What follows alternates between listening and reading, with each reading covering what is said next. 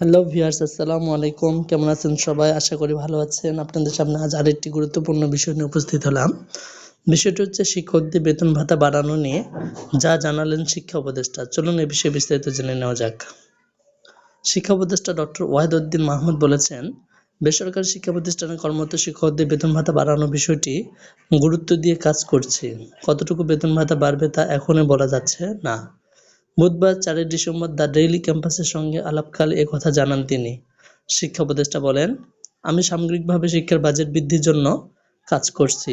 বিষয়টি নিয়ে অর্থ মন্ত্রণালয়ের সঙ্গে কথা বলেছি। শিক্ষা বাজেট বাড়ানো গেলে শিক্ষকদের বেতন ভাতাও বাড়ানো যাবে। খোঁজ নিয়ে জানা যায়, ২ দশকের বেশি আগে শিক্ষা মন্ত্রণালয়ের এক সিদ্ধান্ত অনুযায়ী সারা দেশে প্রায় ৫ লাখ এমপিওভুক্ত শিক্ষক কর্মচারী নামমাত্র উৎসব ভাতা পাচ্ছেন। তার আগে বেসরকারি শিক্ষক কর্মচারীরা সরকারের কাছ থেকে উৎসব ভাতা পেতেন না। ২০০৩ সালের জুলাইয়ে তৎকালীন শিক্ষামন্ত্রী ডক্টর এম ওসমান ফারুকের সভাপতিত্বে অনুষ্ঠিত সভায় এমপিওভুক্ত বেসরকারি শিক্ষক কর্মচারীদের বোনাস দেওয়ার সিদ্ধান্ত হয়। ওই বছরের অক্টোবরে তা কার্যকর হয়। তখন সিদ্ধান্ত হয়, শিক্ষকদের দেওয়া হবে মূল বেতনের ৫০%, তবে ২ ঈদে অথবা পূজায় ২৫% করে ভাগ করে তা দেওয়া হবে। সেই থেকে প্রতি ঈদে শিক্ষকরা ২৫% উৎসব ভাতা পাচ্ছেন। আর কর্মচারীদের জন্য ওই সভায় শতভাগ বোনাস দেওয়ার সিদ্ধান্ত হয়। ২ ঈদে ৫০% করে তা দেওয়া হচ্ছে। শিক্ষকরা বলছেন, এই সিদ্ধান্ত যখন হয় তখন সরকারের কাছ থেকে এমপিওভুক্ত শিক্ষকদের ৯৫% বেতন দেওয়া হতো। পরে ২০০৫ সালে সরকার ৫% বাড়িয়ে এমপিওভুক্ত শিক্ষক কর্মচারীদের মূল বেতনের শতভাগ দেওয়ার সিদ্ধান্ত নেয়, কিন্তু উৎসব ভাতা বাড়েনি। শিক্ষকরা জানান, ১৯৯৬ সাল পর্যন্ত এমপিওভুক্ত শিক্ষকদের মূল বেতনের ৮০% দিত সরকার। ১৯৯৬ সালে আওয়ামী লীগ সরকার ক্ষমতায় আসার পর তা ৯০% উন্নীত করে।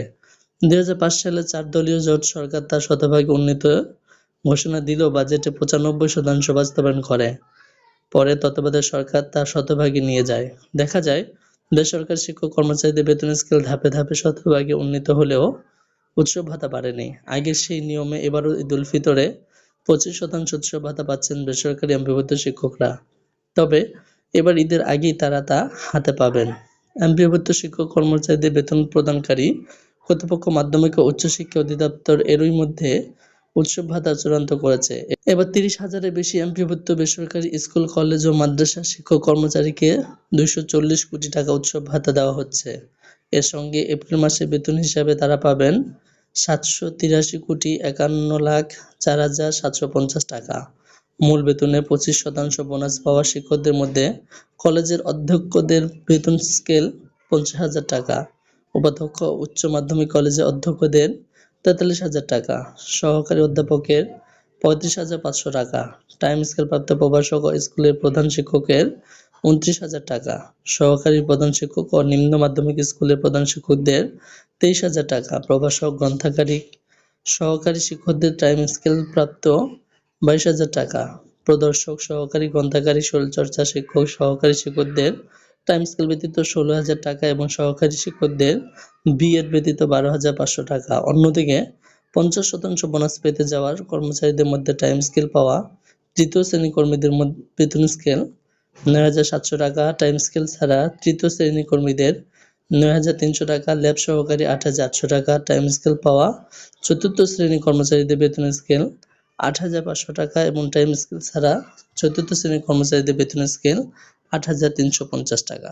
হ্যালো ভিউয়ার্স, আপনারা যদি আমাদের চ্যানেল নতুন হয়ে থাকেন চ্যানেলটি সাবস্ক্রাইব করে পাশের বেল আইকনটি বাজিয়ে দিন।